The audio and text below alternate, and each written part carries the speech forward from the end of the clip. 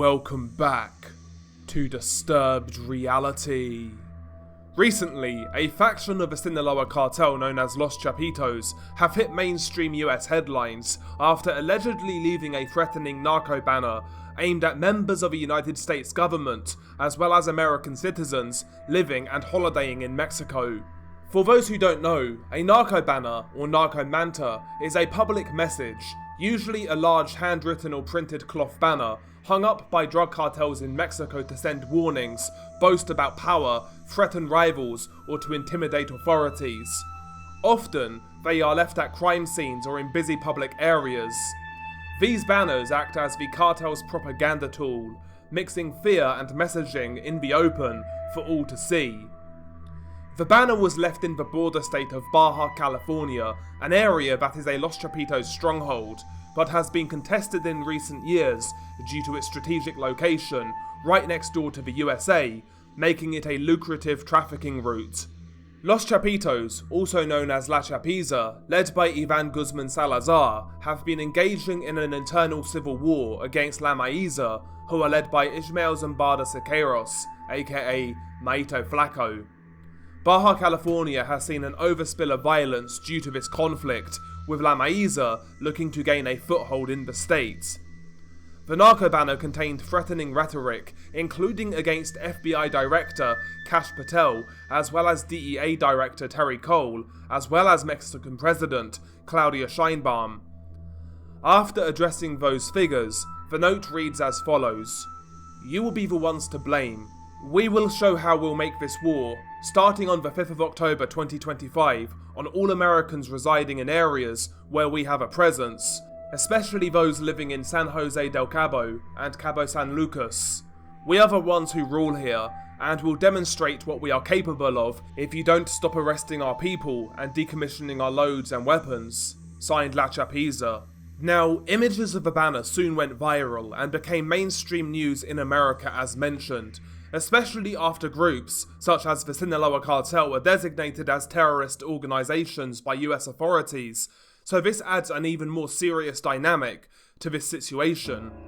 American citizens being threatened by a foreign terrorist organization. But is this story actually real? That is the question I asked myself as soon as this incident made the rounds. Christian Agundez Gomez, the mayor of San Jose del Cabo, where the banners were left, maintained that there is no credible proof of the existence of the banners, though local Mexican journalists dispute this claim, and confirmed that the reports and photos online of the incident are authentic. Authentic meaning that the banners left were real and not photoshopped. However, I do find this story extremely suspect to say the least. Strategically, it makes no sense whatsoever for an organisation such as Los Chapitos to threaten not only US citizens, but those in the halls of power. Mexican cartels traditionally have tried to avoid targeting US citizens in Mexico due to the microscope that would follow such incidents. Of course, US citizens have been killed by Mexican cartels, but usually these are cases of mistaken identity or somebody being caught in a crossfire. For example, take the incident in March of 2023 when 4 US citizens were kidnapped by a faction of a Gulf cartel known as Grupo Escorpiones. After the kidnappings, 2 of the US citizens were murdered by the criminal gang, but following the intense media fallout, Grupo Escorpiones gave up their own men who were responsible for the kidnappings and murders, all whilst apologising to the USA. It's believed that this case was down to mistaken identity. Many theorise that the cartel believed that the 4 US citizens were actually Haitian traffickers. Los Chapitos are engaged in a brutal civil war, a war which threatens their very existence. To then threaten the US government and citizens on top of that makes zero strategic sense whatsoever. What does make sense is if their rivals La Maiza left the banner themselves in an attempt to frame Los Chapitos and to put them in the spotlight. Not only do drug cartels leave narco banners to push their own image and agenda, but they have also used them in attempts to frame rivals, and I believe that this may be the most likely scenario here. Also, conspiratorially, maybe those in high places set up this situation to push further agendas, mainly the more hands-on approach to the drug war. I will say, having covered Mexican cartels for over 4 years, the banner in question does look extremely professional and clean, more so than the vast majority that I've seen, so this also raised my suspicion. I personally don't think this story is the one that is being told by mainstream media and social media influencers. Also bear in mind, in May of 2025, it was revealed that 17 members of the Guzman family, relations of El Chapo Guzman and Los Chapitos, had entered America as part of a deal between the captured Ovidio Guzman, who is currently incarcerated by the US judiciary, and the Trump administration. It's likely that these family members are under witness protection and will be given a new life in the USA. Again, it would make no sense whatsoever for the Chapitos faction to then turn around and threaten US citizens and members of government. I feel like it would be foolish to believe this story at face value. In fact, it looks pretty obvious to me that Los Chapitos are likely not the culprits who left the banner. To me, the story as it's being told doesn't make sense. In relation to cartel propaganda, as those who follow the channel know, narco banners are just one of many tools to spread an organization's message. What Mexican cartels are most known for is their filmed executions, which are also used as propaganda pieces. Very often, cartels will frame executions and murders as a public service. Often, a narrator in such videos will make an appeal to the public, claiming that they are not interested in hurting regular civilians, all while painting their rivals as victimizers of the public. Very often, these cartel execution videos will have an air of faux mob justice to them. In recent days, we have seen another example of this, a grim video released by Cartel Santa Rosa de Lima. But who are the Santa Rosa de Lima cartel? Cartel de Santa Rosa de Lima, CSRL, is a criminal group born in the state of Guanajuato, Mexico, and it was officially founded in 2014. It takes its name from the town Santa Rosa de Lima in the municipality of Villagrán, Guanajuato. That's where the group first established roots. The original founder is often said to be David Rogel Figueroa, aka El Güero, who is sometimes credited with merging smaller groups to resist encroachment by larger cartels, particularly the CJNG.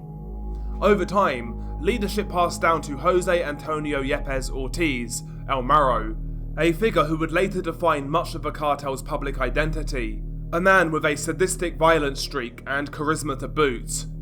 Though, the Santa Rosa de Lima cartel isn't just another drug cartel, it developed a distinctive identity and income base. One of the CSRL's hallmark operations was stealing fuel. They tapped into pipelines, hijacked fuel shipments, and ran large-scale fuel theft networks in Guanajuato and surrounding states. At its peak, the cartel reportedly controlled dozens or even hundreds of milking points, illegal taps across pipelines.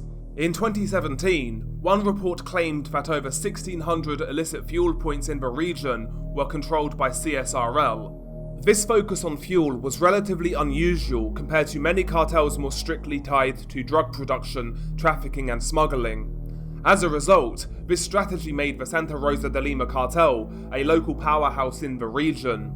Besides fuel theft, CSRL often engaged in extortion, drug distribution, arms trafficking, money laundering, and robbery.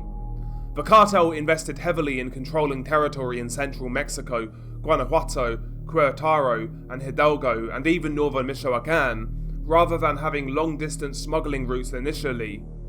In their home region, CSRL developed a reputation for challenging other cartels and asserting local dominance, often in dramatic and public ways. One well-known tactic was posting videos of heavily armed men in tactical gear, effectively issuing a public challenge to rivals, especially the CJNG.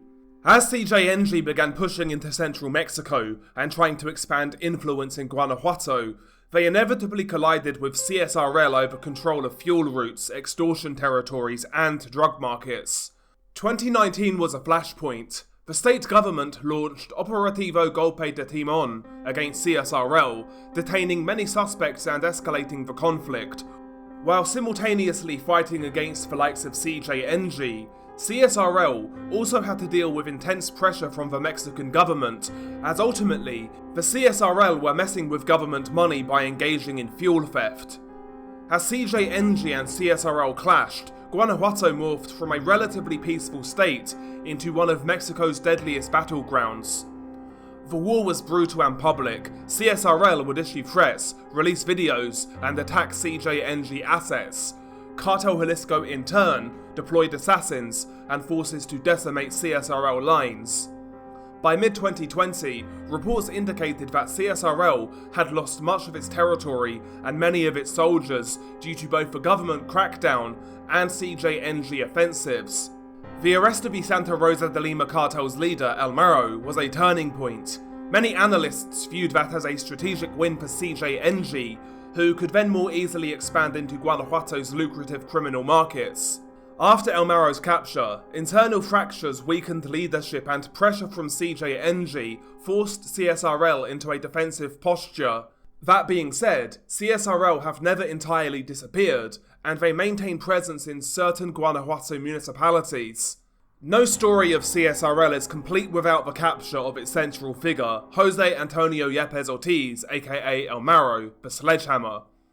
El Marro was the public face and operational head of the CSRL from around 2017 to 2020. Under his leadership, the cartel dramatically escalated both fuel theft operations and confrontations with CJNG. He became known for flaunting power, releasing videos surrounded by armed men, making public declarations of defiance, and orchestrating violent attacks throughout Guanajuato state. On the 2nd of August 2020, Jose Antonio Yepes Ortiz was captured by Mexican federal and state forces in a joint raid in Guanajuato in the municipality of Juventino Rosas, near his stronghold. During the operation, authorities also arrested 5 or more associates, uncovered weapons, vehicles, and even freed a hostage from captivity. His capture, after a long manhunt, was widely seen as a major blow to CSRL and a symbolic victory in Mexico's fight against organised crime. Post-arrest, analysts suggested that the disruption would create a power vacuum and a possible fragmentation within CSRL, and that CJNG would likely move in to fill the gaps. But the arrest of El Marro did not instantly dismantle the cartel. Remnants and local cells remain active. In fact, they still pledge allegiance to their former boss El Marro, highlighting his cult of personality.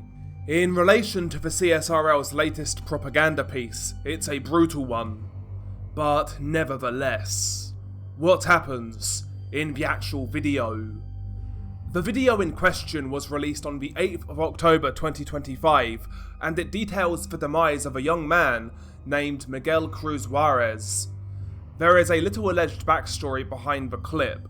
In recent weeks, a gang of alleged thieves were targeting both pharmacies and convenience stores throughout Guanajuato state, and it's believed that this gang were not affiliated to any major cartel, certainly not CSRL, which is probably why the victim found himself in the position in which he did. There are separate videos containing CCTV footage of these robberies. In one such video, one member of the thieves can be seen pointing a firearm at an elderly lady at a shop till, before making out with a handful of cash. Following the noise around Guanajuato that the small group of thieves were making, the CSRL took it upon themselves to deal with the situation. They apparently killed one of the thieves in a drive-by shooting that wasn't recorded, and they captured another during a robbery, the man in the video that is. The video in question is 1 minute and 34 seconds in length, and it has been filmed during daytime, possibly in a rural area, outside of a barn or garage. In the video, you see the victim, who looks extremely young, sitting down, and standing next to him are 4 heavily armed CSRL sicarios. They are carrying long-arm assault rifles, and they are dressed in desert-type combat fatigue. As you play the clip, the person filming, whose voice has been distorted, reads out a brief statement which goes as follows. "Look here, you f***ers. You were all warned not to go around stealing, but you guys just didn't give a fuck about our warning, so now you're about to see what those consequences are." The hitman then demands to the victim, "Give me your full name, you fool." The captive replies, "Miguel Cruz Juarez." "What do your people call you?" the Sicario probes. "Soner," the victim replies. The Sicario asks, "Why exactly are you here?" The captive replies, "I was robbing the Oxo convenience stores." The Sicario inquires, "How many did you assault?" The captive replies, "I hit 4 Oxos, a pharmacy and a hardware store." "Who are you with?" the Sicario demands to know. The victim replies, "Enrique from the Cali Familia." "Who else?" the Sicario shouts. "Oscar from the Gobernadores neighborhood," the captive replies. The tone of the hitman's voice changes when he asks, "Is there any advice that you'd like to give out to the youth out there?" The captive replies, "Get an honest job and don't bother thieving. Otherwise, this is how your fate will play out." This marks the end of the interrogation, and the video then takes a jump cut. The location has slightly changed. They are no longer outside of a barn or garage. Now, they are outside what looks to be an old shack. The victim can be seen sitting in the doorway of the shack, and his hands have been tied together, and he's holding them out in front of him. One Sicario can be seen standing behind the victim, and he's holding the captive by the shoulders, while another can be seen gripping on the victim's hands, essentially pulling them to straighten his arms out. The hitman holding the victim by the hands is carrying a razor-sharp machete in the other. This is where the video gets brutal. The hitman with the machete takes the blade and he begins cutting the victim's left arm under the elbow and in between the joint. The victim grimaces in agony and growls in pain as the Sicario quickly cuts through the ligaments and flesh. The hitman eventually hits a point to where the sawing motion of his blade isn't cutting through the elbow joint quick enough. So at this point, the Sicario takes the captive's arm and he bends the victim's lower arm in the total opposite direction that it should go in. I've rarely heard sounds like this. You hear bone crack and cartilage tear as this happens, and you also hear a loud squelching sound due to the blood. It's borderline vomit-inducing. Despite the brutal situation, the victim isn't screaming or pleading like you would expect. It actually seems like he's trying to hold back on his reaction. He's just growling in pain, gritting his teeth, but not excessively. Because his hands were tied together, his severed lower arm is still hanging off his intact arm. The Sicario naturally then focuses on the right arm. He again saws in between and under the elbow, and in between the joint. He again applies pressure to the arm, putting it in the direction that it shouldn't go, and this time he literally just hacks through the arm, severing it completely in about 3 hits. A brief look of shock is then etched upon the captive's face as he sits in the doorway, missing both of his arms, elbow down. The Sicario who is standing behind the captive then takes what looks to be an AK-47 and blasts him in the top of the skull, killing him instantly.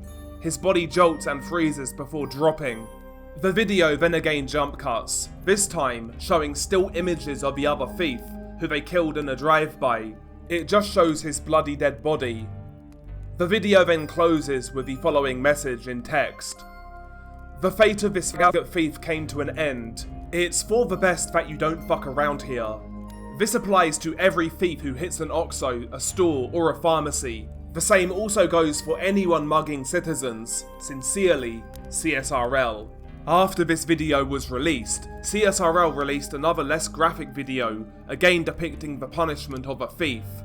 In this video, they actually spare the captive's life, but he's given the cartel paddle treatment, and for those who don't know what that is, it's basically a long board with holes in it, which is used to beat victims.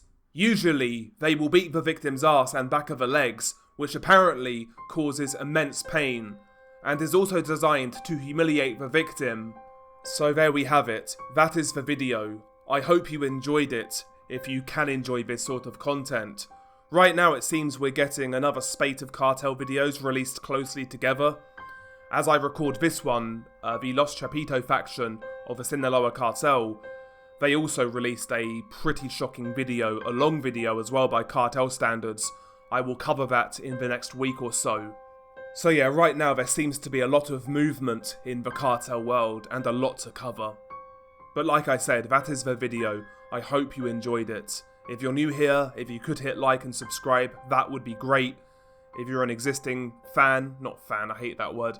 If you're an existing subscriber, check out my Twitter, check out my Twitch, that would be much appreciated. But anyway, guys, as always, stay safe, and I'll catch you on the next one.